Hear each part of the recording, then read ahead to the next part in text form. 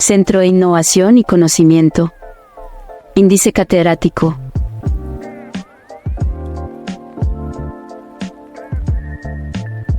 Y de Educación en Salud. Cordial saludo a todos. Desde el Centro de Innovación y Conocimiento Índice Catedrático y de Educación en Salud, nos alegra profundamente darle la bienvenida a este espacio de desarrollo profesional y personal. En IDE Educación en Salud, creemos en las personas y en su potencial. Por eso, trabajamos cada día para hacer el conocimiento accesible a todos, utilizando estrategias de enseñanzas innovadoras y flexibles que se ajuste a las necesidades de cada estudiante. En IDE, el conocimiento es libre como el viento y aprender es un derecho. Iniciamos la capacitación de hoy, con la participación del docente Pedro Campos Ayala, enfermero egresado de la Universidad de San Gil. Pedro se ha desempeñado como docente formando profesionales del área de salud, en donde se ha caracterizado por la integración de principios prácticos en las competencias teóricas que imparte. En su carrera profesional, ha trabajado en instituciones de prestigio como Hospital Regional de San Gil, donde se ha desempeñado en diferentes servicios. Los invitamos a vivir una experiencia única de aprendizaje. Por favor, mantengan los micrófonos apagados para una mejor experiencia y sigamos las indicaciones del docente para el desarrollo de las actividades. Bueno, buenas tardes. Vamos a iniciar en este momento esta capacitación acerca de primeros auxilios. Serán 4 días, 4 sesiones, en las cuales pues vamos progresando poco a poco. El día de hoy es más que todo la parte como legal, administrativa. El día de mañana ya nos vamos a entrar un poquito en la parte como tal, lo que es la atención inicial. Ya dentro de la valoración que nosotros hacemos, el próximo viernes sería la siguiente capacitación. Estaríamos viendo el tema de técnicas de manejo inmediato a víctimas y la semana entrante finalizaríamos con emergencias especiales y desastres. Entonces la idea es que poco a poco vamos a progresar.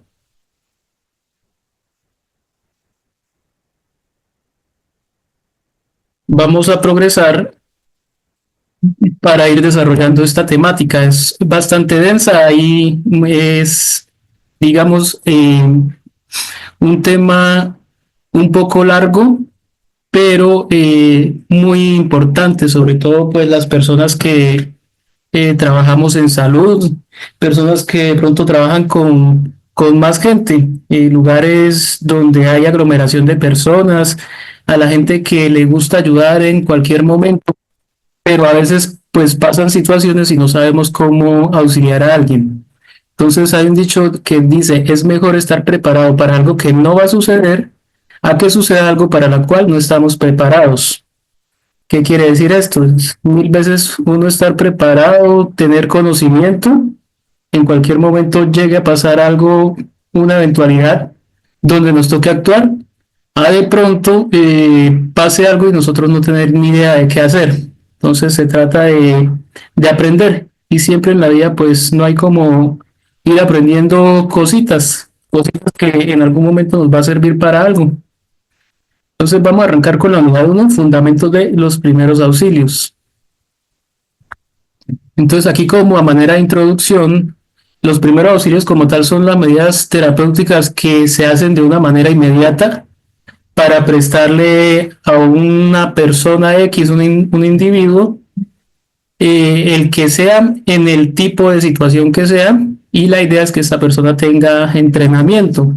Sin embargo, pues hay cosas que se pueden hacer sin necesidad de entrenamiento y pues muchas veces lo hacemos solamente por el hecho de sentido común, digamos, ante una cortadura. En una cortadura, pues uno lo primero que va a hacer es buscar la manera de cómo detener un sangrado, si hay un sangrado muy profundo. O una persona que se cayó y de pronto aparentemente tiene una deformidad en una pierna, uno de una vez va a pensar hubo una posible fractura. Entonces, ¿cómo actuaríamos ante esa situación? Muchas personas pues tienen sentido común, sencillamente lo que hacen es dejar quieto, otras lo que hacen es entablillar, Y en fin, hay muchas maneras de tratar o de manejar la situación, pero la idea es que tengamos como ese conocimiento que hace falta. Entonces, hay unos aspectos legales dentro de el auxilio de una situación, que está la responsabilidad civil, la responsabilidad penal y los errores con implicaciones legales. Entonces, hay que tener en cuenta que hay una responsabilidad civil que nos obliga como personas a atender a alguien que lo requiera en un caso de urgencia, ¿sí? Pues, o sea, sobre todo cuando tenemos conocimientos, no nos debemos hacerlos de la oreja gocha, sino decir, bueno, hay X persona que está pasando por un accidente y si yo sé cómo puedo auxiliarlo, mi deber civil y moral es ayudar. Hay una responsabilidad penal que es cuando una persona, pues, digamos, por no querer atender a alguien pudiéndolo hacer, pues se tiene que enfrentar ante la justicia. Y hay errores con implicaciones legales. Entonces, cuando de pronto uno daña, ocasiona algún daño por el hecho de asistir, pero hacerlo de una manera errática. Entonces, para que haya medidas terapéuticas en el momento de atender a una persona, a un individuo que requiera atención inmediata, debe haber conocimientos, unos conocimientos muy básicos pero importantes. Entonces debemos tener algo de anatomía básica, saber al menos cómo se llaman los miembros o las partes del cuerpo, ¿sí? Saber algo de administración de medicamentos. Obviamente en este caso los medicamentos que se manejan son muy básicos, son medicamentos que generalmente son de venta libre, curación y manejo de heridas, movilización, traslado y manejo de fracturas, traumas y lesiones, toma de signos vitales. Entonces, aparte de saber tomar signos vitales, al menos tener como una idea de cuáles son los valores normales de unos signos vitales. No podemos, digamos, tomar un signo vital. Ejemplo, vamos a tomarle la frecuencia cardíaca a una persona y con el solo hecho de tomar la frecuencia cardíaca decir, no, sí, está bien. ¿Sí? Hay que saber cuál es un valor normal, un intervalo de una frecuencia cardíaca, cómo se hacen las maniobras de resucitación, cómo se da el manejo de enfermedades ambientales y emergencias comunes. Entonces, enfermedades ambientales, como por ejemplo cuando se dan los brotes de alguna enfermedad que se pueda dar relacionada con el ambiente, cuando son brotes de gripas, brotes de diarreas, en fin, y emergencias comunes. Una emergencia muy común puede ser, por ejemplo, en estos momentos con el clima, los incendios y emergencias ambientales. Por ejemplo, cuando inician las temporadas de lluvia y hay inundaciones. Entonces, independientemente de que estemos asistiendo a una persona en una emergencia, cualquiera que sea, nunca esto va a sustituir una revisión y un diagnóstico médico, puesto que finalmente el médico es el que da un diagnóstico final y pues también este tiene implicaciones legales.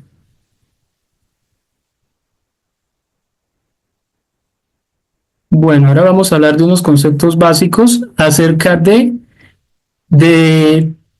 digamos, las personas que actúan frente a una emergencia. Entonces está el primer respondiente, que es la persona que responde al llamado de ayuda. Entonces también puede ser un socorrista.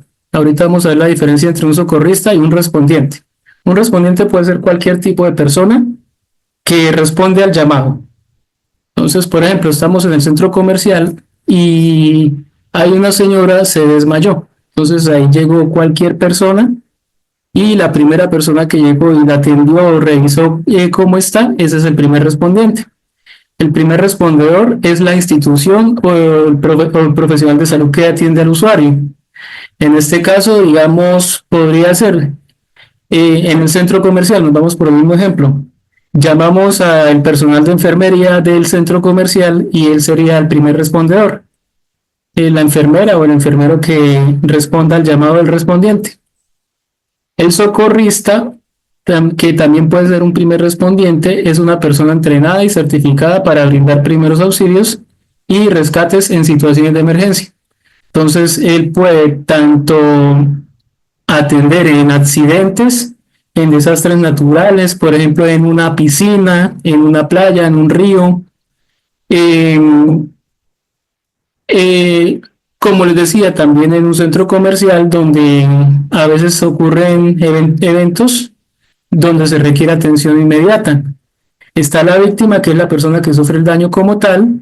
Ese daño puede ser una lesión, puede ser una pérdida, ¿sí? Por ejemplo, una amputación traumática, puede ser relacionada con un delito, un ataque de bala, un ataque con arma blanca o otro tipo de situación adversa. Y el auxiliador es una persona que ofrece o ayuda o asiste en una situación de emergencia o necesidad. Entonces, un auxiliador, a diferencia del socorrista, puede que no esté especializado, pero la intervención también es crucial en el momento. Quiere decir que tenemos a un socorrista que está atendiendo a una víctima y el auxiliador puede ser alguien que esté ayudando, así sea para hacer una llamada telefónica y pedir pedir colaboración, no sé, llamar al 123, que es para línea de llamado de emergencias. Aquí preguntan en el chat, un APH, ¿qué es entonces? APH quiere decir atención prehospitalaria.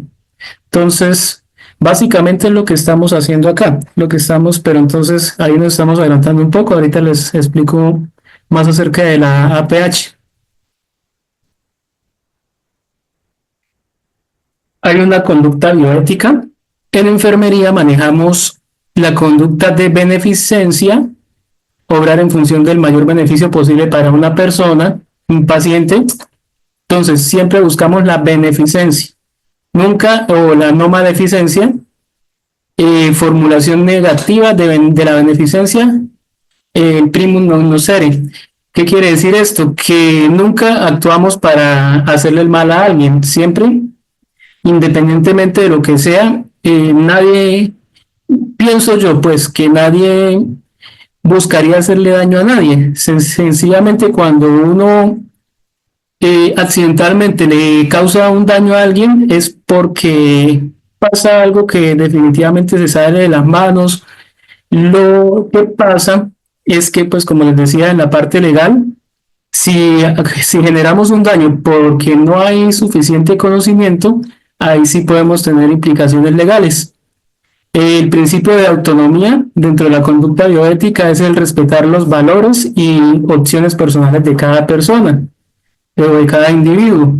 Entonces, en este caso, si digamos es una persona que tuvo un accidente y se está siendo atendida, pero la persona está consciente, alerta, orientada, sabe quién es, y esa persona quiere que no lo toquen, que lo dejen quieto, prefiere esperar que llegue ayuda especializada, pues está en todo su derecho. Entonces, en ese caso, nosotros nos podemos quedar quietos, alejar y solamente esperar. Está el principio de justicia, que es dar a cada quien lo que necesita y no exigir más de lo que puede. Entonces, en este caso, es ser justos, es darle a las personas ese trato que como personas tienen dentro de sus derechos. Vamos a mirar este video un momentico. Número 10. Inclinar la cabeza hacia atrás durante un sangrado nasal. Los sangrados nasales pueden ocurrir con frecuencia, ya que en la nariz hay muchos vasos sanguíneos que son especialmente sensibles a cosas como el aire seco y también, pues, a los dedos. Por supuesto, hay situaciones en las que los sangrados nasales son causados por algún problema de salud, y en ese caso será necesario consultar a un médico. Sin importar el motivo, todos hemos escuchado alguna vez que debemos inclinar la cabeza hacia atrás durante un sangrado nasal. Sin embargo, ya es hora de dejar ese viejo hábito. El inclinar la cabeza hacia atrás puede provocar que la sangre pase de la nariz a la garganta, lo que significa que te podrías atragantar o incluso tragar la sangre. En este caso, la mejor opción es aplicar presión constante en el puente de la nariz durante al menos 20 minutos. Deberás respirar por la boca durante todo el rato, pero es seguro que detendrás el sangrado. Número 9. Obligar a una persona desmayada a sentarse. Cuando alguien se desmaya, lo primero que hacemos de inmediato es tratar de sentar a la persona, particularmente cuando el sacudirlos no parece mejorar la situación. En vez de todo eso, siempre comienza por controlar su respiración y pulso. Si todo está bien, déjalo en el suelo. Pero levántale las piernas aproximadamente unas 12 pulgadas o 30 centímetros del piso. También afloja cualquier prenda de ropa apretada. Una vez que recupere la conciencia, no te apresures en ayudarle a ponerse de pie, ya que esto puede causar que se desmaye nuevamente. Número 8. Aplicar calor a un esguince o fractura. El hielo se debe utilizar para situaciones agudas, como esguinces o torceduras del tobillo. El calor es para problemas crónicos, como el dolor de espalda. Aplicar calor en un esguince o una fractura aumentará el flujo sanguíneo y provocará aún más hinchazón. La manera de tratar este tipo de lesiones es siempre con hielo en un principio. El hielo ayudará a reducir la hinchazón, los moretones y los espasmos musculares. Nunca coloques una bolsa de hielo directamente sobre la piel y asegúrate de dejarla puesta durante al menos 20 minutos. Número 7. Tratar de retirar un pedazo de algo de tu cuerpo.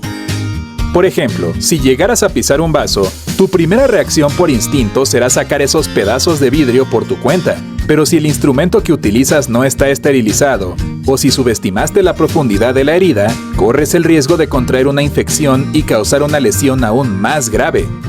Así que asegúrate de usar un instrumento limpio y estéril, o déjalo en manos de los profesionales. Cuando se trata de elementos en el ojo, lo mejor que puedes hacer es cerrar el ojo, colocar un trozo de gasa sobre él y dirigirte al hospital. Número 6. Tratar una quemadura demasiado rápido. Lo primero para tratar una quemadura es mantenerla bajo la corriente de agua fría, pero un error muy común es hacerlo durante solamente unos segundos o, a lo más, un par de minutos. Para que el agua realmente ayude a sanar la piel, deberás mantener la quemadura debajo del agua durante al menos 20 minutos. El calor de la quemadura puede penetrar varias capas de la piel. Por ese motivo, aun cuando tu piel superficial está fría, el calor puede quedar atrapado en las capas profundas, por lo que debe permanecer debajo del agua fría durante tanto tiempo. Número 5. Usar de inmediato la maniobra de Heimlich para las víctimas atragantadas. La Cruz Roja ha actualizado su reglamento sobre los primeros auxilios para las víctimas atragantadas, por lo cual, en lugar de usar inmediatamente la maniobra de Heimlich, esto es lo que debes hacer. Párate detrás de la víctima, inclínala hacia adelante y con el talón de la mano, dale 5 golpes rápidos en la espalda. Solamente si en un principio esto no funciona, puedes seguir con la maniobra de Heimlich. Administra 5 compresiones abdominales rápidas y sigue hasta que la vía aérea esté despejada. Número 4. Poner algo en la boca de una persona que está convulsionando. Cuando el pánico se apodera de nosotros, al ver a una persona convulsionando, muchos intentan bloquear la boca de la persona por temor a que la víctima se muerda la lengua.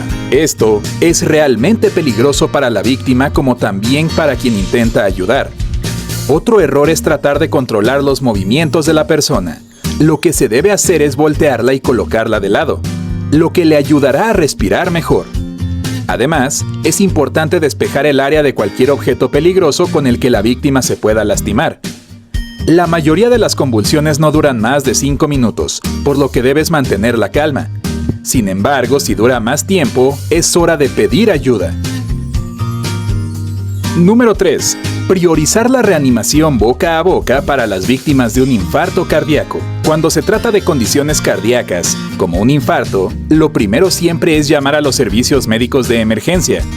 Luego, administrar compresiones torácicas o RCP. Según la Asociación Americana del Corazón, la RCP puede duplicar o incluso triplicar las posibilidades de supervivencia de alguien. Incluso si la víctima no está respirando y no hay latidos cardíacos, el cuerpo tendrá suficiente oxígeno para que puedas ayudar a que circule oxígeno gracias a la RCP. Un error común es pensar que la reanimación boca a boca es más importante que las compresiones torácicas. De acuerdo con las recomendaciones establecidas por la Asociación Americana del Corazón para la RCP, este ya no es el caso. Entonces, ahora ya sabes, si una persona cerca de ti se desploma debido a un infarto, enfócate en las compresiones torácicas y no te acerques a su cara. Número 2. No saber lo que estás haciendo. Una vez más, los buenos samaritanos tienen buenas intenciones cuando se trata de ayudar a alguien en una situación de emergencia. Pero si no sabes administrar la RCP de forma correcta o una maniobra de Heimlich, puedes terminar causando más daño que bien. Por ejemplo, alguien podría tratar de administrar RCP y olvidarse de que debe inclinar la cabeza de la víctima hacia atrás para mantener la vía aérea abierta. Esto puede ser un error muy peligroso. Por eso, en todas las situaciones serias de primeros auxilios, antes que nada debes pedir ayuda y permitir que un profesional te indique lo que debes hacer. Número 1. Usar un torniquete para una herida que está sangrando. Efectivamente, los torniquetes pueden detener el sangrado de una persona, pero no es la solución que arregla todo ante cualquier tipo de herida. Si alguien tiene una herida profunda en el brazo o en la pierna, la aplicación de un torniquete puede detener el flujo de sangre a toda la extremidad, afectar el suministro de oxígeno a los tejidos y posiblemente provocar una eventual amputación. Usar un torniquete nunca debe ser la primera opción. Ya sabes que, antes que nada, debes pedir una ambulancia. Mientras están en camino, aplica presión hacia abajo con las manos sobre una herida grande que esté sangrando. Si tienes una gasa estéril, úsala para no transferir las bacterias de tus manos a la herida. Este método puede incluso detener el sangrado de una vena o de una arteria mayor. Una vez que el sangrado se detenga, envuelve la herida de manera segura con una gasa. Usa un torniquete solamente si, después de todo esto, continúa un sangrado descontrolado. Pero a estas alturas, los paramédicos deberían estar cerca. ¿Qué les pareció el video? ¿Han pasado por situaciones similares? ¿Alguna vez alguien de aquí de la reunión ha tenido que asistir en primeros auxilios a alguien? ¿Alguien que quiera de pronto compartir una experiencia? Profe, buenas tardes. Buenas tardes. Pues sí, en mi vida sí me vi involucrada en una situación, digamos, de emergencia en un cumpleaños. Pero tristemente hasta hoy me pesa, yo no pude, o sea, me bloqueé y no ayudé al bebé. Pues era una fiesta de cumpleaños la vivienda era campestre, no era cerca en la ciudad, pues estaban lejos esas casas. Y llevé a mi niña al baño cuando mi hija tenía 6 años. Ya de regreso escuché, apagaron la música y cuando yo miro, Dios mío, había un círculo y se estaban pasando un bebé como de 8 meses. Lo agarraba el uno, después el otro, después el otro. Cuando yo me di cuenta el bebé estaba en mis manos, era que la mamá en la comida, bueno, el almuerzo era carne a la llanera y la mamá cogió una porción de carne y se la puso para que el bebé la chupara y el bebé succionó muy duro y se atragantó con la carne. Pues yo cuando vi que ese nené ya estuvo en mis manos, estaba desgonzadito. Y yo solo dije, ¿quién es la mamá? Y yo se lo entregué. No pudieron sacar un carro, había muchos carros. No, tocó en moto y era lejos, eso fue en Chopal, Casanare. Y la mamá iba manejando, la otra persona llevaba el bebé atrás en moto y después llamaron a una tía del bebé y dijo que sí, que el bebé se había salvado, pero pues quién sabe con qué limitaciones quedó. Sí, y pues fue muy frustrante. Claro, y bueno, de eso se trata este curso, precisamente, de tener al menos las nociones. Obviamente, si uno no tiene el conocimiento, lo mejor yo también tengo una pregunta, perdón. no intervenir. Sí, señora, cuénteme. Lo que pasa es que a mí también me pasó algo. Habíamos ido también a una finca y yo voy a preguntarle porque pues tuve algunas dudas. Y mi esposo, jugando fútbol en la orilla de la piscina y el piso era resbaloso, se cayó. Y a lo que él se cayó, perdió el conocimiento y empezó como a convulsionar. Yo soy auxiliar de enfermería, pero en ese tiempo apenas estaba empezando. Entonces no supe qué hacer. Me bloqueé. Él empezó a convulsionar. Llegaron otras personas y le metieron la mano a la boca, que para que no se fuera a tragar la lengua. Entonces, Primer error. Si eso está bien, si eso está bien. Ahí está el primer error. Nunca se le debe meter la mano a la boca a una persona que convulsiona. Jamás. La lengua, al igual que el resto la lengua también está convulsionando. Entonces, la lengua además es un órgano que no se va a meter hacia, o sea, una persona nunca se va a atragantar con la lengua. Eso es un... Eso es lo que decían, que pronto se atragantaba con la lengua y podía también broncoaspirar y pues ahogarse por la misma lengua. Entonces, pues yo en ese momento no supe qué hacer. Se hizo una herida siempre bien profunda en la frente y él otra vez lo estuvieron ahí un rato y convulsionaba y al rato él volvió volvió en sí. Y yo le pregunté a él qué sentía en ese momento y él me dijo que él que había sentido que se había quedado dormido y ya. Y esa era la pregunta, gracias. Sí, ese ya es un estado como posital. Entonces, sí, por ejemplo, entonces vemos dos situaciones. Esas dos situaciones las vamos a ver, creo que ambas el día, no, una mañana y la otra el día viernes. Mañana vamos a hablar sobre el OVASE, qué es lo que le pasó al niño. OVASE quiere decir obstrucción de vía aérea por por un cuerpo extraño. OVASE, con V. Obstrucción de vía aérea por un cuerpo extraño. ¿Qué hacer en ese caso? Obviamente con un niño, con un adulto se puede dar también este tipo de situaciones. Es un poco más complejo manejarla en un niño, puesto que por lo que es un cuerpo pequeño hay que tratarlo de una manera diferente. Mañana vamos a ver cómo. Y las complicaciones son bastante graves si no se trata a tiempo. Un niño puede entrar en un paro cardiorrespiratorio muy rápido en medio de una situación de estas. Entonces eso lo vamos a ver y la idea es que al menos tengamos los indicios, los principios de cómo actuar en un caso de estos. Obviamente para uno es bastante frustrante que pase una situación de estas y no saber uno qué hacer. Yo pues también dentro de mi experiencia puedo decir que en algún momento viví situaciones en las cuales pasaban cosas, uno quisiera ayudar, pero si uno no sabe, mejor no mete las manos, porque pues puede ser contraproducente. Bueno, vamos a seguir. Ya esto a medida que vamos avanzando, pues volvemos a compartir experiencias para poder analizar cada caso. Bueno, la normatividad legal vigente establece el derecho a la salud en el artículo 49, según la Constitución Política de Colombia del 91, que es la constitución actual que tenemos hace ya 34 años, 35 años ya. Perdón, 36, 91. Bueno, el artículo 11 de la Constitución dice que el derecho a la vida es inviolable. Quiere decir que cualquier persona, en medio de cualquier tipo de situaciones donde nuestra vida está en peligro, es un derecho de nosotros y es un deber de las instituciones la atención primaria en salud y la atención prehospitalaria. Quiere decir, por ejemplo, un accidente de tránsito en carretera, sí o sí debe llegar una ambulancia al lugar del accidente a auxiliar a los heridos. Incluso si no han habido heridos, pero fue reportado el accidente, igualmente debe haber una ambulancia allá revisando qué fue lo que pasó. La ley 100 del 93 se crea el sistema de seguridad social en salud.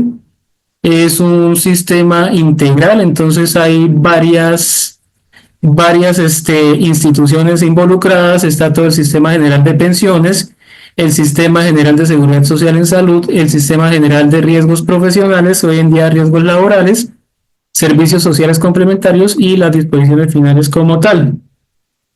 ¿Qué busca esto? Bueno, dentro del sistema general de seguridad social en salud, que es el que nos compete a nosotros, están los dos regímenes principales y un régimen especial, el contributivo, que además está aliado con beneficiarios. Entonces es, por ejemplo, la persona que cotiza y es casada o es un soltero y quiere colocar de beneficiarios a sus papás. Entonces los beneficiarios serían los papás si fuera soltero, y si es casado y tiene hijos, los beneficiarios serían la esposa y los hijos. Y el subsidiado, que es el que subsidia al Estado como tal.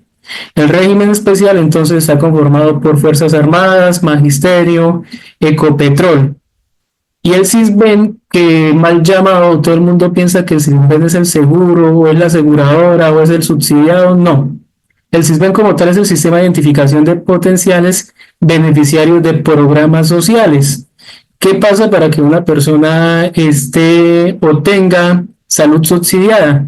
Debe estar sisbenizado. ¿Qué quiere decir esto? Que debe haber pasado por una encuesta donde se identifica si es potencialmente beneficiario para un programa social o no.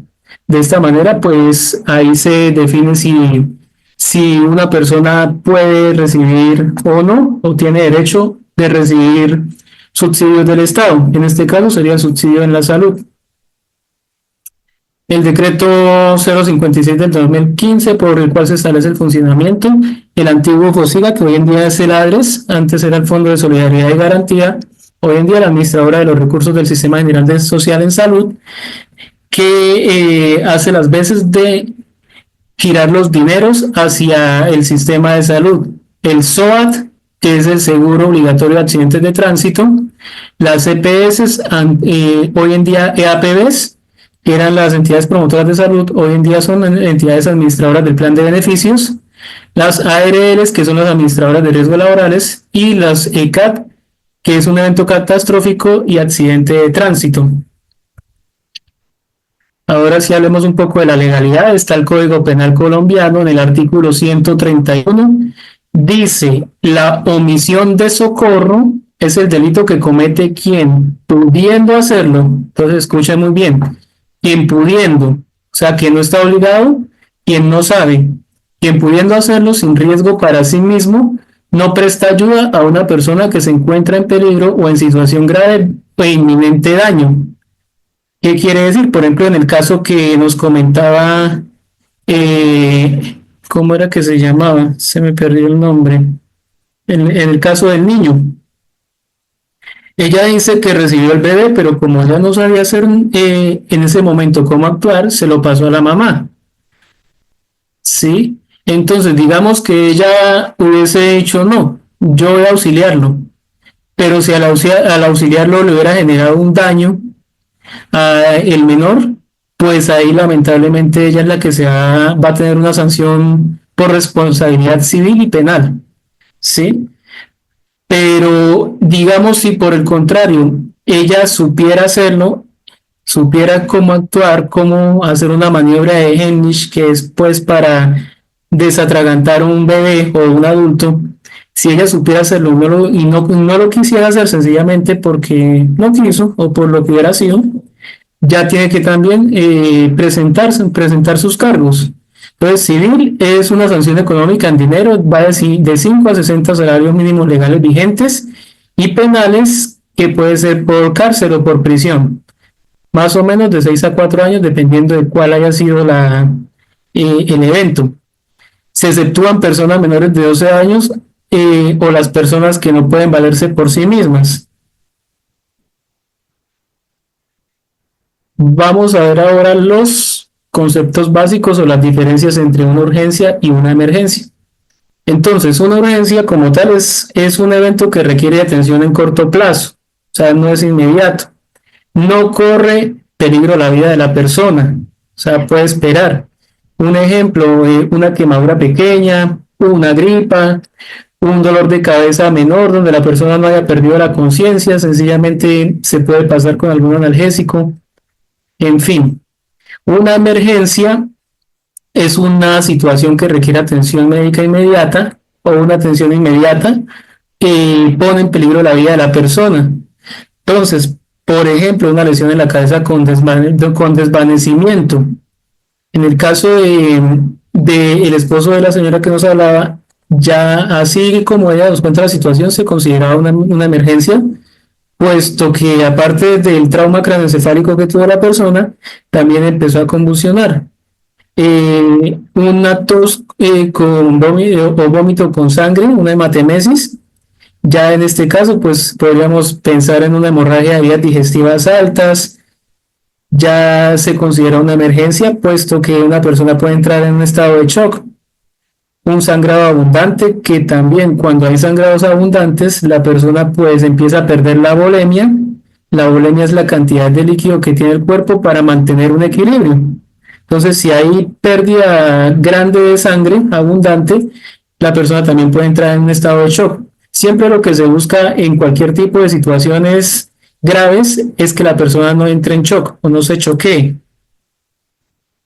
El sistema de emergencia médica o SEM, entonces es un sistema que tiene diferentes pasos o momentos donde va a haber una respuesta para poder llegar a una atención. ¿Sí? Entonces vamos de izquierda a derecha, está el paciente, está el reconocimiento del incidente, el acceso, aquí pues no sería el 911, sino el 123, el despacho, se da la primera respuesta, se provee el apoyo vital básico, apoyo vital avanzado pediátrico y transporte terrestre o aéreo. Entonces muchas veces escuchamos, no, es que pasó una situación en tal lugar y, y pues se mandaron aviones, se mandaron helicópteros, se mandaron los bomberos, la defensa civil, en fin, a hacer la atención inmediata. Ya después de llegar de hacer el traslado del paciente, entonces están los hospitales en sus salas de emergencias, el cuidado crítico especializado, que puede ser en una sala de reanimación, en urgencias o en una unidad de cuidados intensivos, la rehabilitación, la prevención y la educación. Esto pues, estos sistemas de emergencia médica son de acceso del público, con sistema de comunicaciones, con cuidado clínico, con recursos humanos, médicos, enfermeras, socorristas, que son personas capacitadas, dirección médica. Bueno, entre esto también están los rehabilitadores físicos, está la dirección médica, evaluación, integración del servicio de salud, que también hace parte de todo este sistema. El sistema de información, investigación, legislación, financiamiento también y educación. ¿Qué es lo que generalmente se atiende? Se atienden traumas, toda la parte cardíaca y los shocks o choques, envenenamientos, pediatría y sus especialidades y niños con condiciones especiales. Todo esto puede hacer parte del sistema de emergencias médicas. ¿Cuáles son las fases de respuesta de un servicio? Entonces, tenemos la detección, primero, que es la detección como tal de la situación, qué fue lo que pasó. Después, el reporte. Siempre es importantísimo, ante una situación de emergencia, acordarse uno que tiene teléfono y de una vez o inmediatamente pedir ayuda. Esperar la respuesta, brindar los cuidados en la escena. Entonces, por ejemplo, en el caso del señor de la piscina, entonces él cayó, empezó a convulsionar, vamos a ver luego cuáles son los cuidados en esa escena. ¿Qué es lo que deberíamos hacer para evitar, por ejemplo, una complicación en una persona que convulsiona? Es broncoaspiración, que es que pueda vomitar o ellos producen mucha salivación y esta irse hacia el pulmón y generar lo que se llama broncoaspiración, que con los días se va a reflejar en una infección pulmonar. Después de esto, ya en los cuidados en la escena, esperar a que lleguen personal de apoyo, entonces los cuidados en el traslado y la referencia a salas de emergencia. Entonces aquí vamos a mirar en Colombia el sistema de emergencias médicas, llamadas a servicio local de emergencias o encargados. Entonces están los números de emergencia, si quieren tómenle pantallazo a esos números de emergencia que son súper importantes. Está la línea 123, línea de emergencia, la 125 de ambulancias, la 111, la línea de atención de desastres, la 119, la línea de bomberos, la 132, Cruz Roja, 126 o 127, Policía de Tránsito, la 112, la Policía Nacional, 165, Antisecuestro y Extorsiones, y numeral 767 como conduzco. Ese sí, numeral 767 es bastante importante, puesto que en una carretera pues no hay cámaras de seguridad y muchas veces podemos presenciar que hay muchas imprudencias, sobre todo puede ser a veces de los dueños de carros de alta gama, a veces de los muleros y en otras ocasiones de los motociclistas. Entonces, cuando se ve ese tipo de conductas que eventualmente pueden generar algún daño, un accidente, uno puede llamar y reportar. ¿Qué información le van a pedir, por ejemplo, en el caso de un accidente? Entonces, ¿qué tipo de accidente es? Digamos, voy en carretera, se chocó una moto con un carro. Entonces, ¿qué tipo de accidente? Accidente de tránsito. ¿Qué es? Moto con carro. Lugar del evento. Entonces, ¿dónde fue el evento? Entonces, si no sabemos exactamente a qué altura, a qué kilometraje, uno pues podría decir, por ejemplo, vamos para Bucaramanga, estamos más o menos llegando a la Virgen de Pescadero. Todo el mundo sabe dónde queda la Virgen de Pescadero, ¿sí? Y pues más las personas que atienden emergencias. ¿Cuántas víctimas hay? Entonces, listo, está el motociclista, tenía parrilleros, sí, no. Entonces ahí van 2 víctimas. ¿Será que en el carro iban 3, 4, 5 personas? Entonces serían en total 7 víctimas. Independientemente de que todas requieran o no requieran, si heridas o ninguna estaría, o si solamente están heridos los motociclistas. El caso es que hay que reportar cuántas habían. Género, edad, estado actual de la persona. Entonces, el, el género, sexo masculino, femenino, ¿cuántas personas de sexo femenino, cuántas de sexo masculino? Edad, si se les puede preguntar la edad, bien, si están inconscientes, se puede calcular una edad aproximada. El estado actual de la persona, consciente, inconsciente, orientado, desorientado, herido, ¿sí? En fin, lo que nosotros veamos. ¿Qué tiempo ha transcurrido desde el evento? Entonces, digamos, ¿alcancé a presenciar el evento? ¿O sí o no? Si lo alcancé a presenciar, entonces yo puedo decir, no, ha pasado solamente 1 minuto, 2 minutos. No lo presencié, los vi ahí tirados, paré a auxiliarlos. Si están conscientes y les puedo preguntar, pues tengo la información. Y si no, pues no tengo la información clara. Nombre y apellido de la persona que realiza la llamada, entonces en ese caso, pues uno lo que hace es identificarse. Nunca se debe de finalizar la llamada, hay que esperar en línea mientras llega el cuerpo de atención. El triaje, ¿han escuchado qué es un triaje? Alguien que me diga aquí de pronto ahí por voz. Es cuando uno llega a un hospital, miran si es, pues lo clasifican, si es urgente o si puede esperar, o si hay una clasificación. Exacto, el triaje es una clasificación. Entonces, hay un triaje que es hospitalario y hay un triaje que es extrahospitalario, por fuera del hospital. Si miramos aquí, vamos a mirar en hospitalario que hay 5 clases de triaje y cada uno me está diciendo qué tipo de consulta requiere la persona.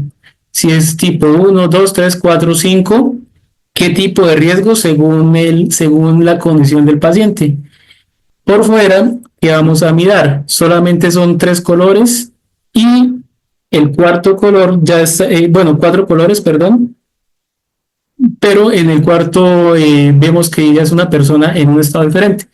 En el traje rojo es una persona que no camina, que sí respira, no habla bien o no obedece órdenes sencillas o presenta una hemorragia arterial. ¿Cómo sé yo que una persona tiene hemorragia arterial? A ver, ¿quién me puede decir?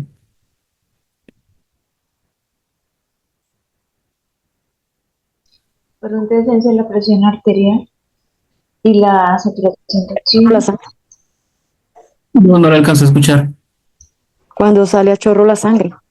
Cuando sale a chorro la sangre, entonces diferente a un sangrado venoso, que aunque puedo ver que ahí puede ser un sangrado profuso, bastante abundante, la diferencia es que el sangrado arterial va a chorro y lleva fuerza. Lo otro, el color de la sangre es diferente. La sangre arterial tiene un color como rojo vivo y o rojo carmesí, y la sangre venosa es un rojo más oscuro, sí, puesto que es la sangre que ya no lleva oxígeno. El oxígeno es el que le da el color brillante a la sangre, un color rojo vivo. Entonces, si tengo una persona que no camina, que está respirando, que no habla bien o no obedece órdenes sencillas, es una persona que posiblemente está en un choque. Y si tiene una hemorragia arterial, pues con más ver, sé que es una persona que está choqueada, ha perdido mucha sangre y su estado de conciencia se está alterando. En este caso, ¿qué podemos hacer? En una herida sangrante, como decía el video, no necesariamente vamos a colocar un torniquete, pues esto puede ser contraproducente. Podemos incluso llevar a una persona que luego le hagan es una amputación. Pues lo primero que se va a hacer es presión directamente sobre el lugar donde está sangrando. Y esa presión debe durar más de 10 minutos. No es que uno le haga presión un minuto y ya vaya a parar el sangrado, no es así. Y más dependiendo del calibre del vaso que está sangrando. Ahora, un triaje amarillo. La persona no camina, respira, pero habla bien y obedece órdenes y no hay hemorragias. Entonces es una persona que puede esperar, digamos, hay un accidente, 5 personas, pero una de las 5 está en la condición primera, la otra está en la condición segunda. ¿A cuál vamos a atender primero? A la persona que está sangrando, o así no esté sangrando y no esté hablando bien o no obedece órdenes sencillas, porque a veces puede que tenga sangrados internos. Triaje verde. Entonces la persona camina, respira, habla bien, obedece órdenes sencillas y no hay hemorragia arterial. Entonces es una persona que puede que esté en un choque, pero por el susto, más no un choque hemodinámico, donde hay alteración de los signos vitales, donde hay alteración del estado de la conciencia. Y el triaje negro es una persona que no se mueve y no respira o presenta lesiones incompatibles con la vida.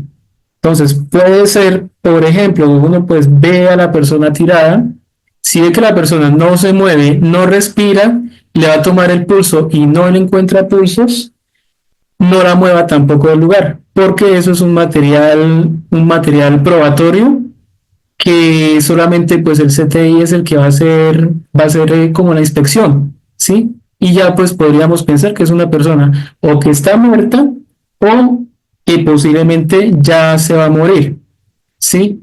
Ya que de pronto diferente donde uno ve a una persona que está en ese estado, pero aparentemente no tiene ninguna lesión externa, ahí sí se podría hacer como una atención y revisar muy bien, hacer una valoración. Entonces, esta es la valoración triaje que se hace extrahospitalaria. La intrahospitalaria, a grosso modo, puesto no vamos a atender a nadie en el hospital, pero sí tengamos en cuenta cuando nosotros vamos a un hospital, porque muchas veces llegamos y queremos que nos atiendan de una vez, ¿sí? Un triaje 1 es una persona que está en riesgo vital, ¿sí? Requiere una atención inmediata. ¿Cuál es un riesgo vital? Una persona que llegó en paro cardíaco, ¿sí? Toca inmediatamente ingresarla a una sala de reanimación. Una persona que tiene un infarto, ¿sí? Es una urgencia vital. Una persona politraumatizada que estuvo, por ejemplo, en un accidente de tránsito con un trauma craneoencefálico, con una amputación de algún miembro. Entonces es una persona que requiere sí o sí atención inmediata. Una urgencia crítica puede esperar hasta 30 minutos. Por ejemplo, un cálculo renal es un dolor tremendamente terrible. Yo pues he sufrido de cálculos renales, pero se puede esperar máximo 30 minutos, ¿sí? Incluso muchas veces lo que hacen es le colocan analgésicos al paciente mientras lo ve un médico, que puede ser válido, pero teniendo en cuenta de pronto también los antecedentes del paciente. Si es un paciente que no tiene antecedentes y viene con un dolor de cólico, pues no se le puede colocar nada hasta que un médico no lo vea. Entonces, por ejemplo, en mi caso, como ya yo soy paciente conocido y casi siempre que voy con dolores por lo mismo, pues ya saben y me van colocando el medicamento mientras espero la consulta. Entonces se calma el dolor mientras pasa uno con la consulta médica. Otra urgencia clínica, por ejemplo, un paciente que viene con signos de apendicitis, ¿sí? Se puede esperar, hay que hacerle exámenes de sangre, ecografía, etcétera, ¿sí? Un paciente que viene en ACV, un accidente cerebrovascular. Entonces pensemos, puede ser una urgencia con atención inmediata o puede esperar 30 minutos. ¿Qué me dicen? Una ACV o la famosa trombosis que llaman.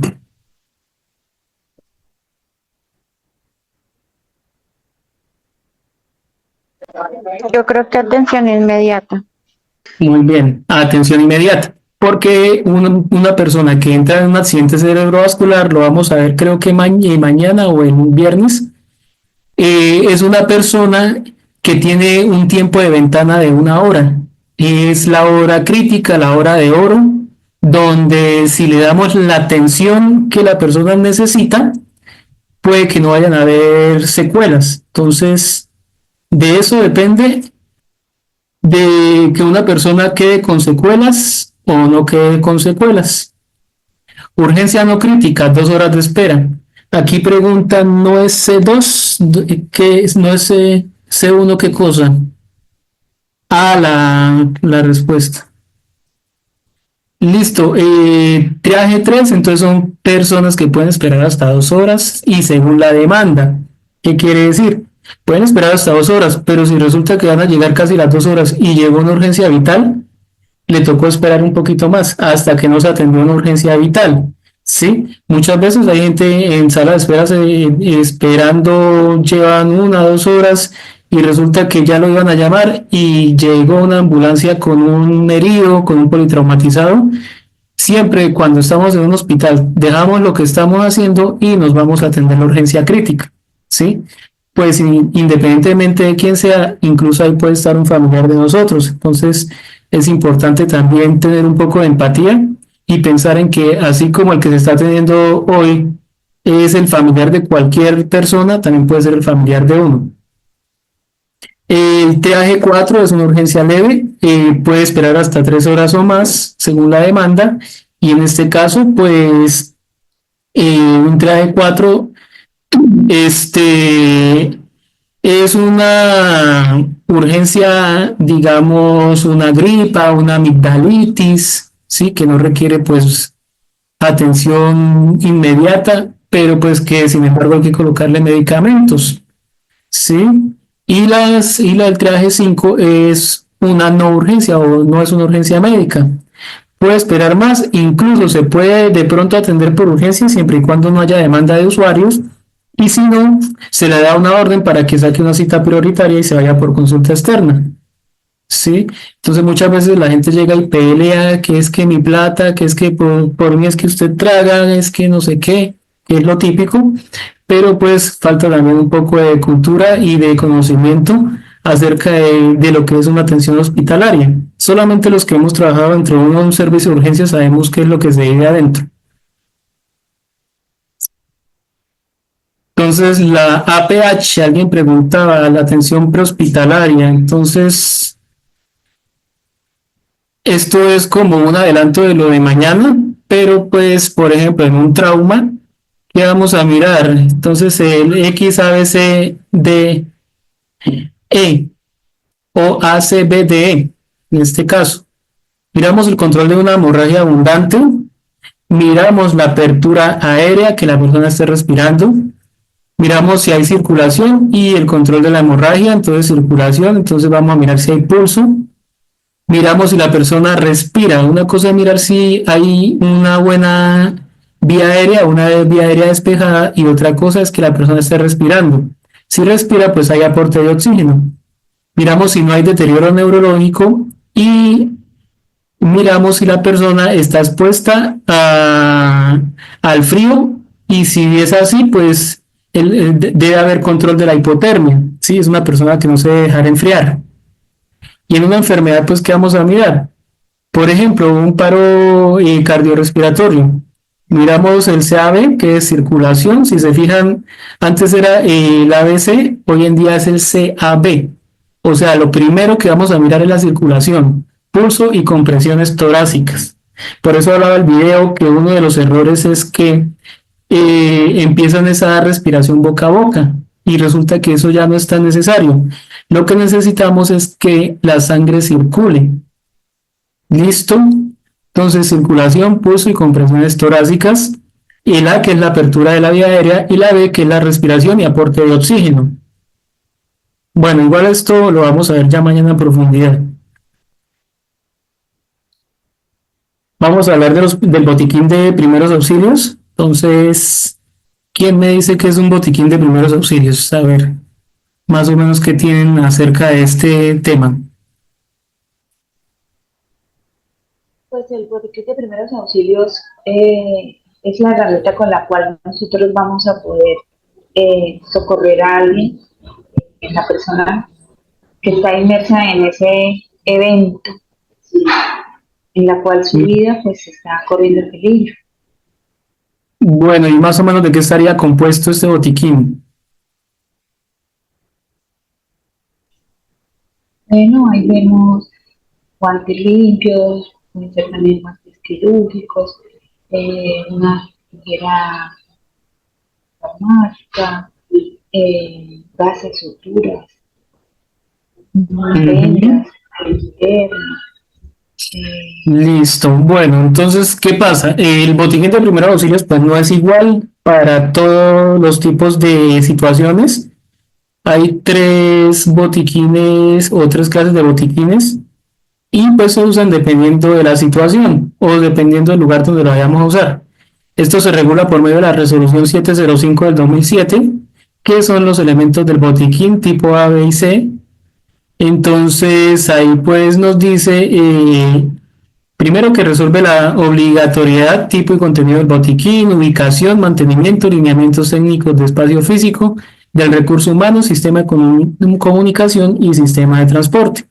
Si vemos, se supone que en todos lugares donde hay aglomeración de personas debe haber un botiquín, ya sea escuelas, colegios, universidades, ¿dónde más?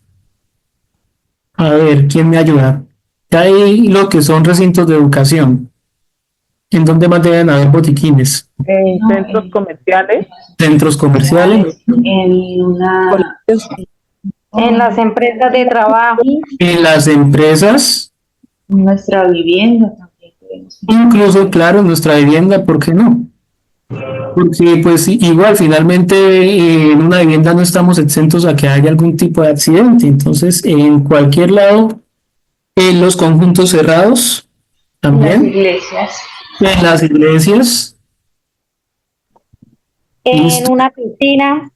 en la piscina, pero bueno, en la piscina aparte del botiquín deben haber más cositas, ¿sí? Incluso en los centros comerciales, por ejemplo, ¿qué debe haber? Una camilla de transporte, debe haber flotadores, ¿sí? Y lo que dice aquí Helen, en todos lados debería haber uno, ese sería el deber ser, independientemente de que haya una resolución o algo legal que lo diga. Un DEA también, pero bueno, mañana vamos a hablar acerca del DEA. Y el DEA, pues lo que pasa es que por cuestión de costos no es tan fácil tener un DEA en todos lados. Los vehículos en realidad, por normativa, todos los carros deben tener un botiquín de primeros auxilios, debe haber también un extintor de incendios y deben haber los elementos para desbarar un carro. Entonces, el gato hidráulico, un gato mecánico, la llanta de repuesto, eso por ejemplo lo paran a uno en carretera y policía de carretera revisa todo eso, aparte del botiquín de primeros auxilios que también lo debe tener. Bueno, entonces vamos a ver los tipos de botiquines. Hay botiquín tipo A, tipo B y tipo C.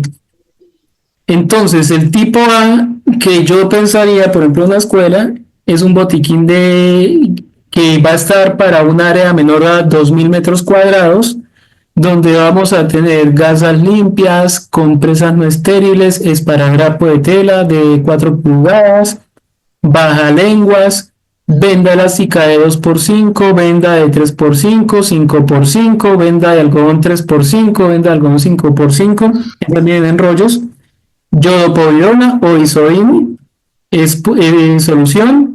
solución salina, al menos una bolsa de 500, que es la misma suero fisiológico que conocemos, guantes de látex, una caja de guantes, un termómetro, alcohol antiséptico. Esto es para algo muy básico, por ejemplo, en una escuela.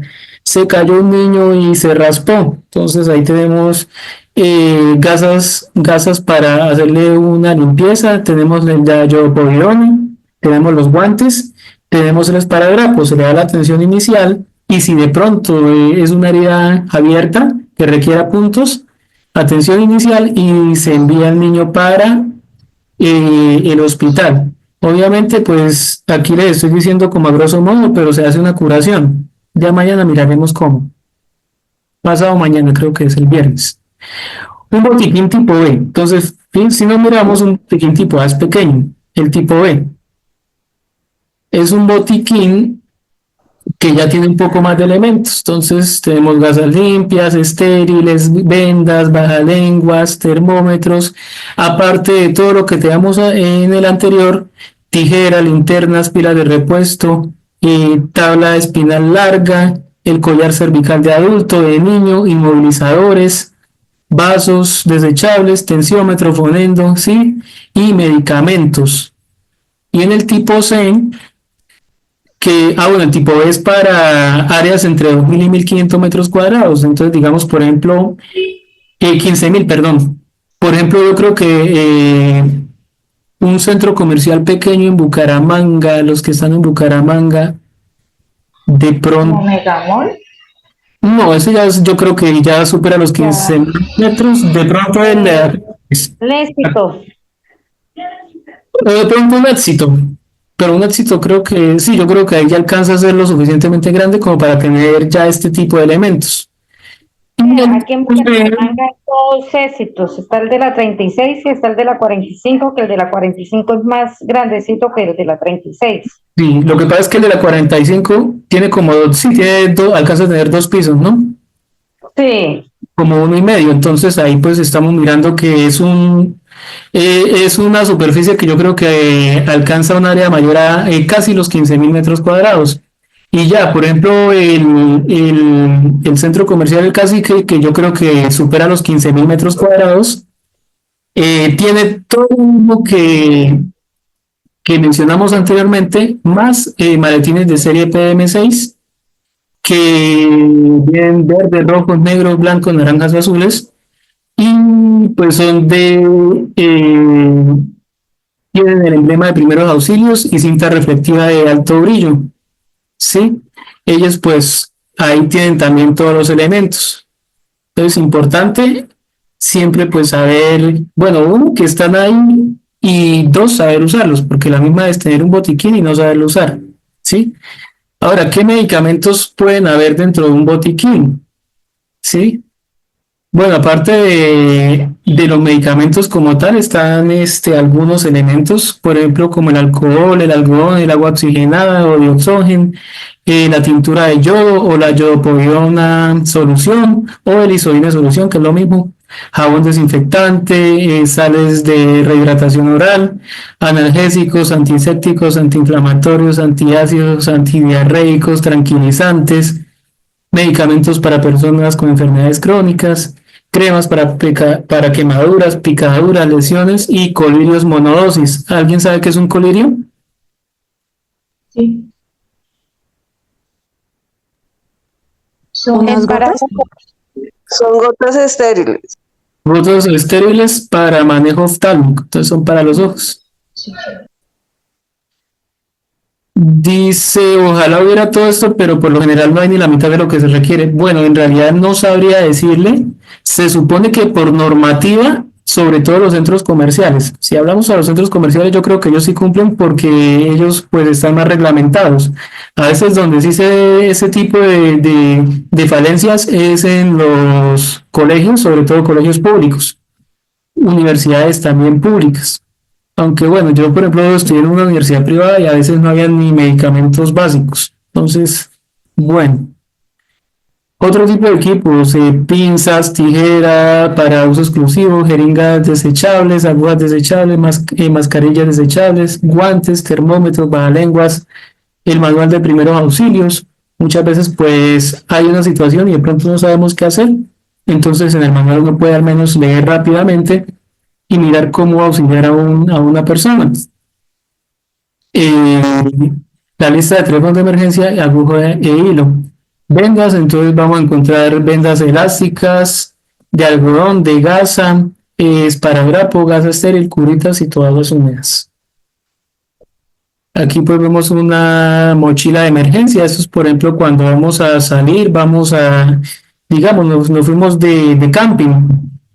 Entonces, vamos a tener materiales para higiene, un botiquín como tal de primeros auxilios, bebidas y alimentos no perecederos, abrigo, plata, medios de comunicación y diversos como bolsas plásticas, cuchillas, guantes, guantes pero de trabajo, de esos que tienen para agarre, cuerdas de poliéster, encendedores, plásticos para piso, techo, cintas adhesivas, multiusos y mascarilla.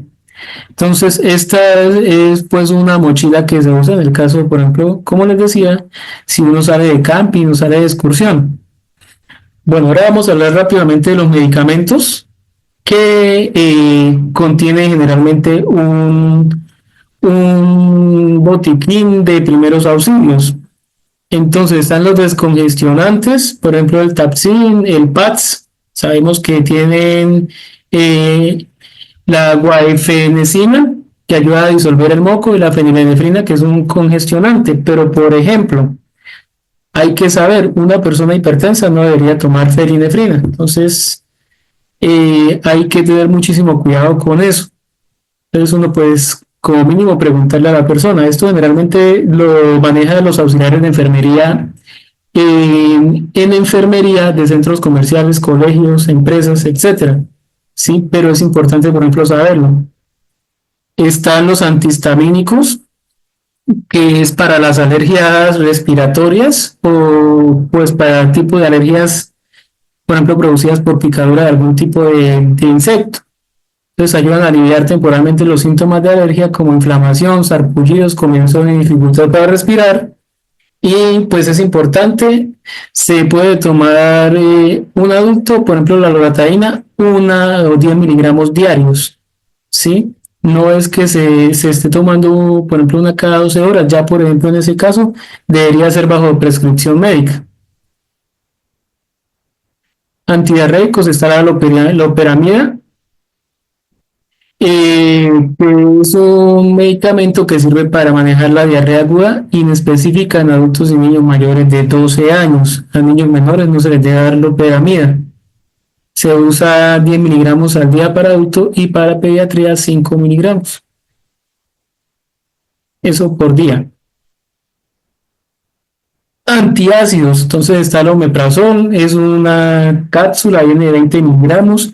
Es un inhibidor de la bomba de protones, quiere decir que disminuye la acidez, que hay en el estómago. Sin embargo, pues hay que tener cuidado con él. Generalmente, pues se usa de manera crónica en ayunas, pero también se puede utilizar ya habiendo comido. Otros medicamentos, por ejemplo, el hidróxido de aluminio, que es la famosa milanta también. Tiene los mismos compuestos, hidróxido de aluminio, magnesio, hidróxido de magnesio y simeticona. Entonces ayuda a disminuir. Otros vienen también con bicarbonato, ayudan a disminuir la acidez estomacal. Sin embargo, pues no es tan bueno disminuir la acidez del estómago, puesto que es importantísimo en todo el proceso digestivo.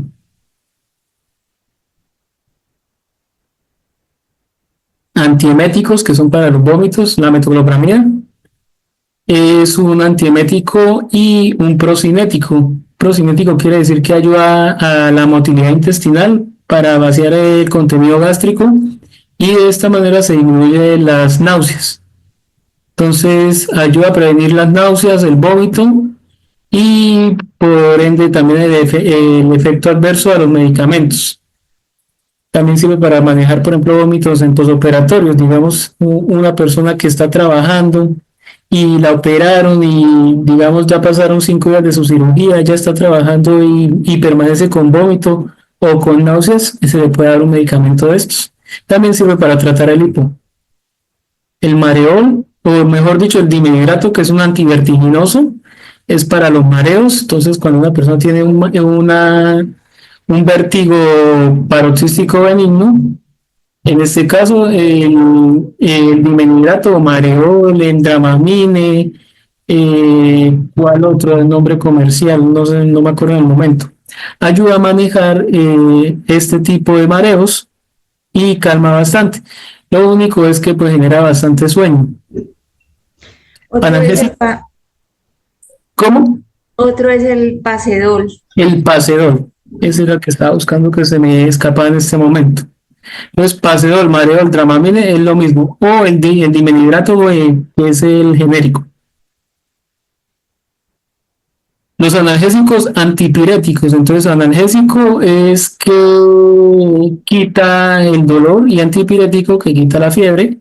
Tenemos lo más usados, el Dolex o el acetaminofén, son lo mismo, sino que los excipientes del Dolex son diferentes a un acetaminofén común y corriente, ¿sí?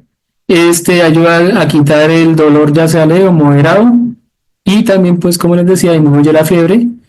En este caso, pues también se puede usar para aliviar los síntomas de una gripa, de los resfriados y pues también para el dolor de cabeza, ¿sí? Pero también sirve para otro tipo de dolores.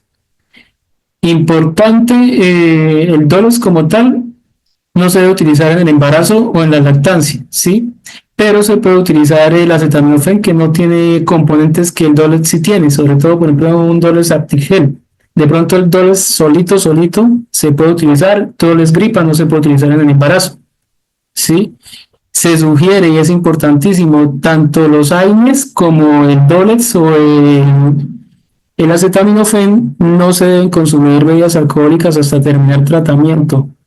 ¿Por qué? Porque puede generar un riesgo de sangrado estomacal y también de hacer úlceras estomacales. Corticoides, tenemos la hidrocortisona, que es, en este caso, pues viene en crema, pero también se usa hospitalariamente de modo intravenoso o intramuscular en algunos casos, para aliviar picaduras de insectos, picazón, inflamación, enrojecimiento de la zona. Como cualquier crema, siempre se debe primero lavar y después, bueno, secar y aplicar el medicamento. Para quemaduras está el Bepantol, que es para quemaduras de primer grado, se aplica 3 veces al día, ¿sí? Se lava la zona antes de aplicar y se seca y se cubre hasta cicatrizar. Y la vaselina pura, de igual manera, ella pues es más hidratante y se aplica una vez al día. La vaselina, pues en mi caso, siempre la he utilizado. Yo pues he trabajado en clínica de heridas y da muy buen resultado. Los colibrios que habíamos dicho son gotas oftálmicas. Entonces está, por ejemplo, el suero fisiológico oftálmico, que es un protector ocular, alivia y cuida los ojos secos asociados a los lentes de contacto. Por ejemplo, el uso prolongado de computador en ambientes que son muy secos y cuando hay esfuerzo excesivo. O, por ejemplo, en lugares donde se trabaja y hay aire acondicionado, que la persona ve que ya está muy irritado sus ojos, se puede aplicar de una gota de 3 a 5 veces al día. Y también ayuda, por ejemplo, cuando hay algún cuerpo extraño en el ojo. Y la vicina, que es la tetrizolina, alivia la congestión conjuntival debido al humo, al viento, al agua clorada, por ejemplo, cuando va una persona a piscina, a luz, a la conjuntivitis alérgica y otros agentes irritativos. Se aplica una gota 3 veces al día. Pero cuidado, no se debe aplicar en personas con enfermedades cardíacas graves, hipertiroidismo y diabetes. Y tampoco en pacientes menores de 2 años y mayores a 65. Y tampoco se debe utilizar más de 72 horas. Por eso, pues es importante tener en cuenta esto, por ejemplo, a las personas que trabajan de pronto en un lugar donde atienden o tienen a su cargo un botiquín de primeros auxilios. Los medicamentos, pues tampoco es para estarlos dando así nomás. Estos porque son de venta libre. Antibióticos de uso tópico. Entonces, tópico es todo lo que va en la piel. La sulfadiazina de plata es una crema antibiótica, sirve por ejemplo para quemaduras de segundo o tercer grado y se usa hasta que cicatrice la herida. El neosporin es un antibiótico triconjugado, se aplica 3 veces al día, tiene bacitracina, neomicina y polimixina, son 3 antibióticos de amplio espectro. Importante, no se debe usar en cortes profundos, heridas punzantes, mordeduras de animales, quemaduras graves o lesiones que afecten grandes áreas del cuerpo. Sí, eso es para heridas más bien pequeñas. La mupirocina, ungüento, es también un antibiótico de amplio espectro, se aplica 1 o 2 veces al día por 1 a 2 semanas en infecciones primarias, por ejemplo, de impétigo, foliculitis, furunculitis, infecciones dermatitis atópica, eczematosa y de contacto sobreinfectadas y lesiones traumáticas infectadas de extensión limitada. Entonces son para heridas tampoco tan grandes que se puede utilizar ahí de manera local. Antiinflamatorios no esteroideos, entonces están los más conocidos, el ibuprofeno, el diclofenaco, pero también está, por ejemplo, el naproxeno, el ketoprofeno, el meloxicam o melocam, ¿sí? El Voltaren, que es el mismo diclofenaco, y pues son antiinflamatorios no esteroideos, como decía. Estos ayudan a manejar dolores leves a moderados, también ayudan a disminuir la fiebre, ¿sí? Cuando son tomados. Por ejemplo, hay que tener cuidado con el ibuprofeno, máximo 1800 miligramos al día, ¿sí? O por ejemplo, 800 miligramos cada 6 horas, que es la tableta que viene de 800, o si se va a tomar cada 8 horas, se puede tomar una tableta de 400 o de 600, ¿sí? 6 por 3 serían 1800 miligramos. Y no se sugiere en niños menores de 12 años, sin embargo, pues sí hay jarabe de ibuprofeno para niños, que ya se manejaría por dosis según el peso del bebé. El Voltaren, que es ya pero de uso tópico, ayuda a aliviar el dolor muscular, articular y no se recomienda en niños menores de 6 años. Tampoco se debe aplicar en heridas abiertas ni quemaduras. Están contraindicados totalmente en mujeres lactantes y embarazadas, ¿sí? Solamente bajo fórmula médica. Y eso, por ejemplo, después de un parto, uno les aplica un diclofenaco intramuscular a una mujer embarazada, pero no se vuelve a utilizar el diclofenaco a no ser que sea por orden médica. Entonces hay que tener en cuenta, nunca una mujer embarazada debe utilizar este medicamento, ni ibuprofeno, ketoprofeno, naproxeno, melocam, meloxicam, ¿sí? Puesto que está contraindicado en el embarazo. Los remedios naturales, entonces tenemos, por ejemplo, el aceite de oliva, que es un analgésico natural, sirve para las infecciones también. La miel, que es un antibacterial, y también se usa como una crema ayudando a cicatrizar. Yo, por ejemplo, la he usado sobre heridas de difícil manejo. El ajo, que es un fungicida, ayuda a eliminar hongos, sirve para tratar infecciones pequeñas en el cuerpo y heridas superficiales. Hay que tener en cuenta los elementos de protección personal, sí, por ejemplo, los guantes, tapabocas, gafas de seguridad, dependiendo de lo que vamos a atender.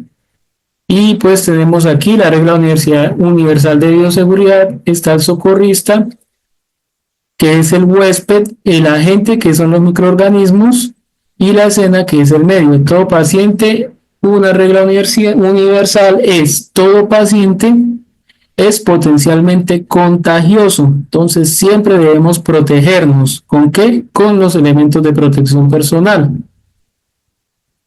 Los principios de bioseguridad: está la desinfección, están los principios de asepsia y de antisepsia.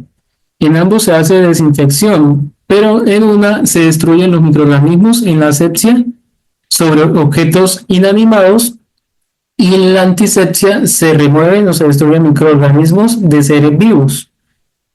La utilidad, entonces, en asepsia se elimina la contaminación por microorganismos patógenos, y en la antisepsia lo mismo, pero en microorganismos patogénicos.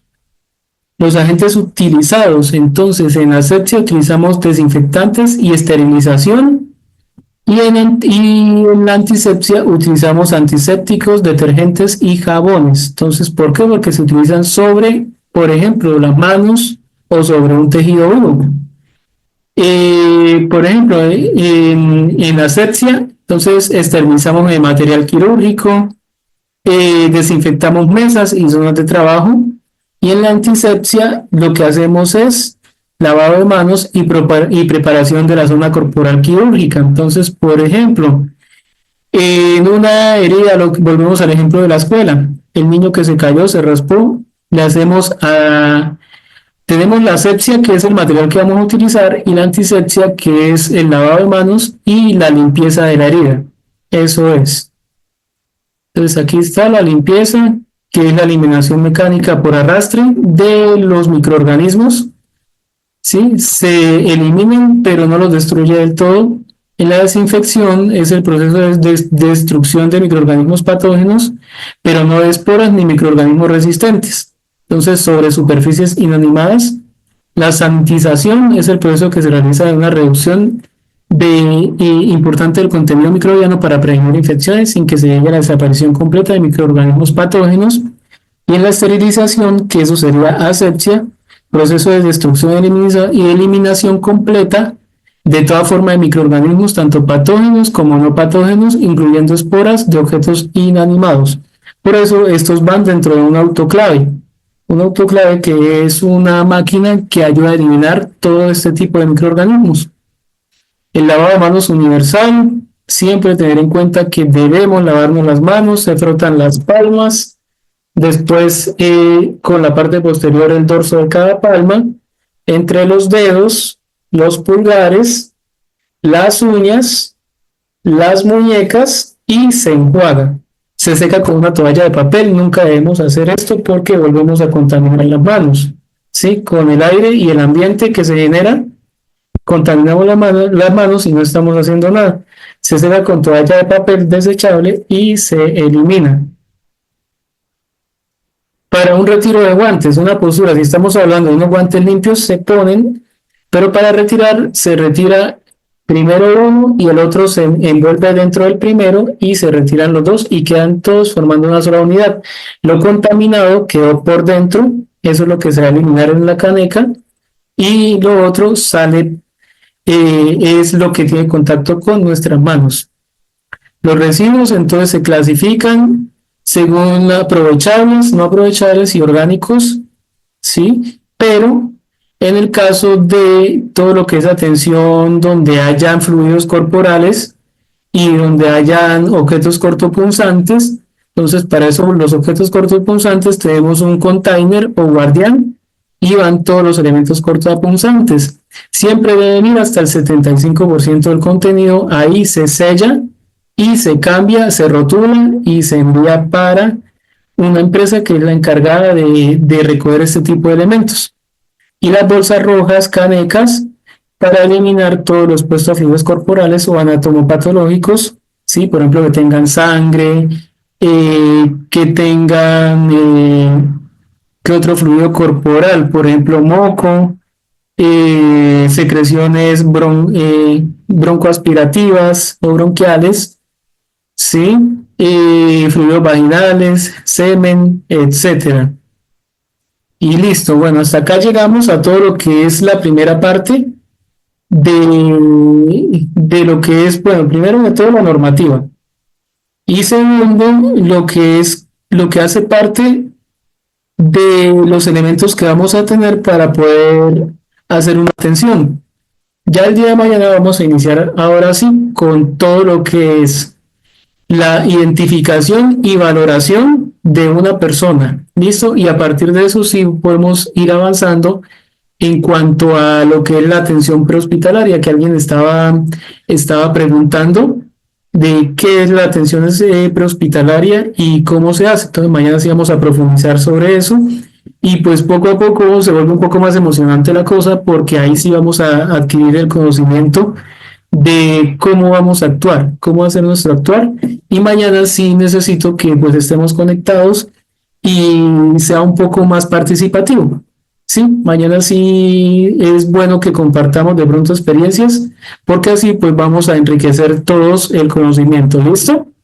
Listo. Entonces, bueno, hasta el día de hoy, pues muchas gracias por la atención, por estar aquí atentos, por escuchar. Mañana, como les digo, participación. Es bueno que compartamos nuestras experiencias. Entonces, hasta aquí llegamos el día de hoy y muchísimas gracias a todos. ¿Listo? Feliz tarde y hasta mañana. Gracias, profesora. Chao, gracias a ti. Bueno, feliz tarde, chao, chao. Chao. Queridos participantes, hemos llegado al final de esta enriquecedora capacitación en el Centro de Innovación y Conocimiento Índice Catedrático y de Educación en Salud. Quiero agradecerles profundamente por su compromiso y participación activa. Su dedicación no solo enriquece su aprendizaje, sino que también fortalece el propósito de nuestra misión, brindar formación continua y de alta calidad que se adapte a las necesidades del sector salud y de la comunidad en general. Nuestra promesa es seguir innovando y ofrecer formación de calidad, garantizando que cada uno de ustedes esté preparado para enfrentar los retos de su profesión con excelencia y empatía. Estamos comprometidos a ser su aliado en este camino de formación continua. Su éxito es nuestra mayor satisfacción. Para temas académicos, capacitaciones, cursos y certificaciones, comunicarse al 321-316-2248. Gracias por confiar en nosotros. Los espero en nuestras próximas capacitaciones. Hasta pronto.